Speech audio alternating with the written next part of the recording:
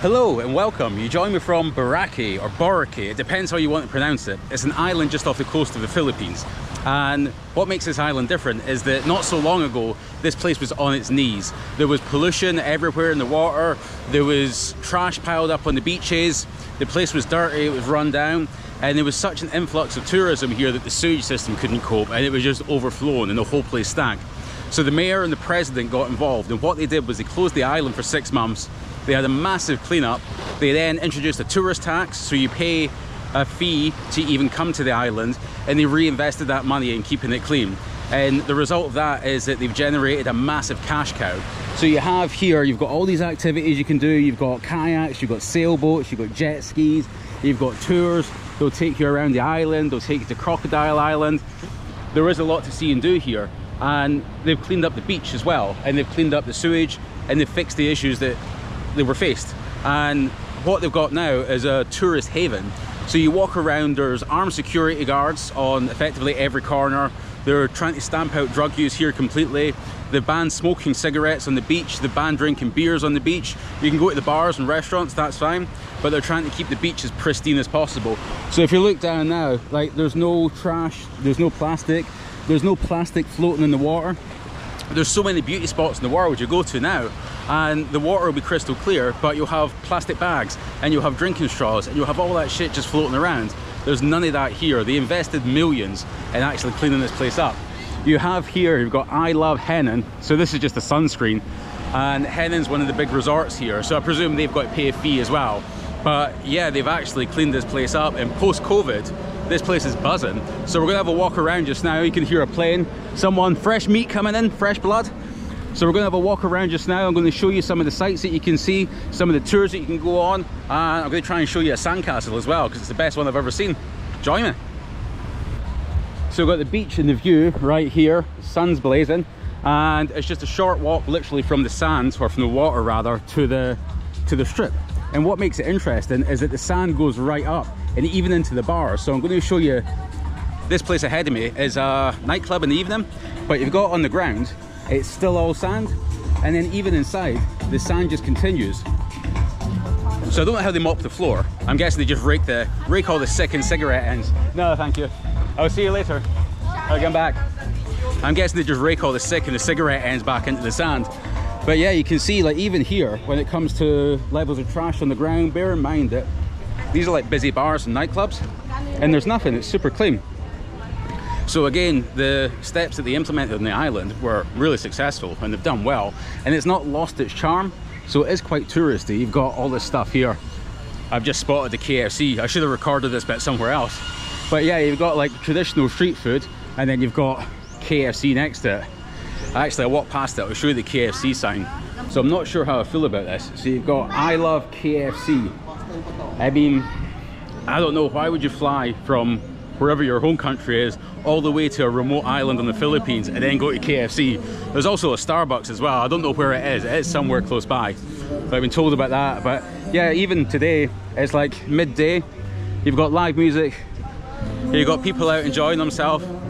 I don't know about that live music, it's not really my taste, but yeah.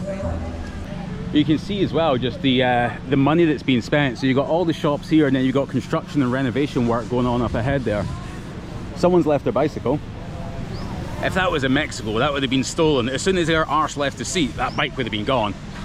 But yeah, it feels super safe. It's got a nice vibe to it.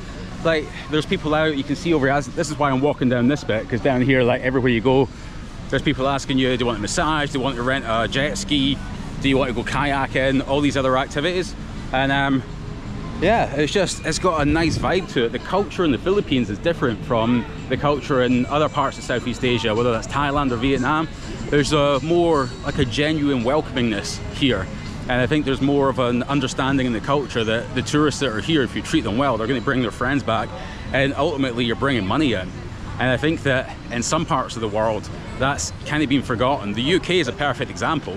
Like, I was in Cornwall last year, and Cornwall has a lot of money from tourism coming in, and the locals there are shocking to them, some of them, to tourists. They're like, we don't want you around here. And it's like, yeah, but you're bringing money in, you need to look after tourists. Like when I lived in Edinburgh in Scotland, if a tourist asked me a question, I'd always try and help. And even some of the locals in Edinburgh would be like, no, I don't want to speak to you. It's like, you're bringing money into the country. Like, you need to be nice to tourists.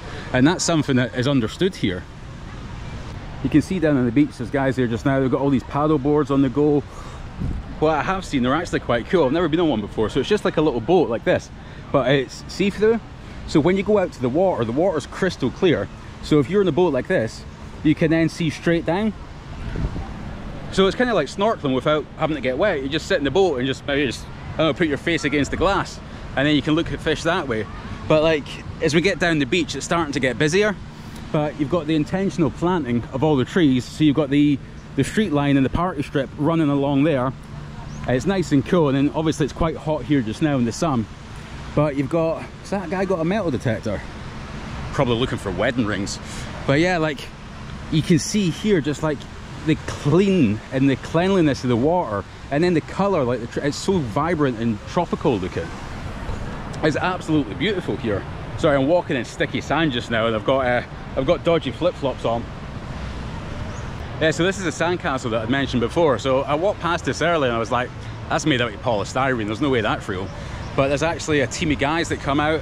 It takes them about 2 hours in the morning to build it, and then it gets washed away at night when the tide comes in. And it's actually, you need a permit to build this sandcastle. So this is it here. So you can see them try to keep it moist. So it is phenomenal. You've got like all of this detail, all of this intricacy, and you've got the date as well, which changes. Obviously the date changes, but every day when they build it, they put the date on as well. It's, yeah, more work than I would want to do. I'm stuck. Let's see. Oh, so I'm back in the shade. I'm starting to sweat again already. So yeah, here's an example of what I was talking about. It's actually, I'll come around this side because of the sun. It's actually written down. So you've got the beach rules here. So no littering, obviously. No smoking, no eating or drinking on the beach. I've never seen that anywhere. No extracting of white sand and pebbles. So I've never seen that rule, no eating or drinking on the beach. I've never seen that anywhere else in the world, but it works here. Like, actually, it kind of makes sense. But the idea that you can't go to the beach and have a picnic just seems a bit bizarre to me. But we're going to walk back from the beach and we're going to head this way. I'm just seeing where I'm walking just now. So as soon as you come around, you've got all these little stalls. Everything's quite reasonably priced, actually. So you've got all these t-shirts, clothes, stuff like that, intertwined with an Indian restaurant. If you want a vindaloo in this heat, you know where to come. So yeah, just all different clothes shops. Everything's convenient, everything's easy. So you've got ATMs right here. You can see the go through the beer as well. And you come around here, it's nice and shaded, it's nice and cool. And you come around and you've got food from all over the world. So you come around here, you've got ice creams, you've got sundaes, you've got sandwiches, you've got high-end restaurants, low-end restaurants, street food. And you come around here, if you want a fridge magnet, this is the place to come. If you want a necklace, you know you got it here.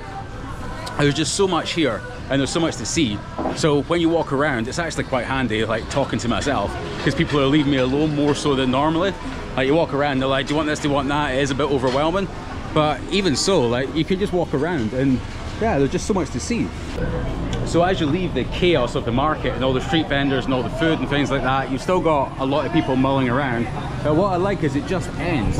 So you have at the end of the strip, so the beach is like maybe 150 meters back from it, and you've got like a budget mart here, and then you come and you just hit the end of it.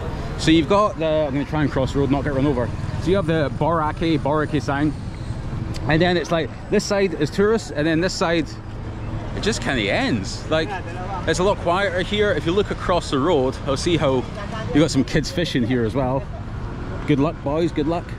So if you look over the other side, like, it's just dead. There's a couple people walking around. I can't be arsed walking over, but like, if you look over, you can see like a couple people walking around, but there's nothing going on. There's buildings that are shut down, and it's not like you walk along there, you can cross there, and then I presume like around the other side. So it's not like there's no one around. It's just everyone sort of keeps to this side and keeps sort of separated effectively. There's a few outliers like wandering around, but yeah, it's just the contrast between like tourists and then people are like, nah, I'm not going over there. It's kind of like in Mexico where you have Americans that go on holiday and they go to the resort and they're like, I'm not leaving the resort, everything I need is in here. I think that's what it's like here. That's why it's like contained over here. And then on the cusp, McDonald's with their gross capitalization trying to take over the market.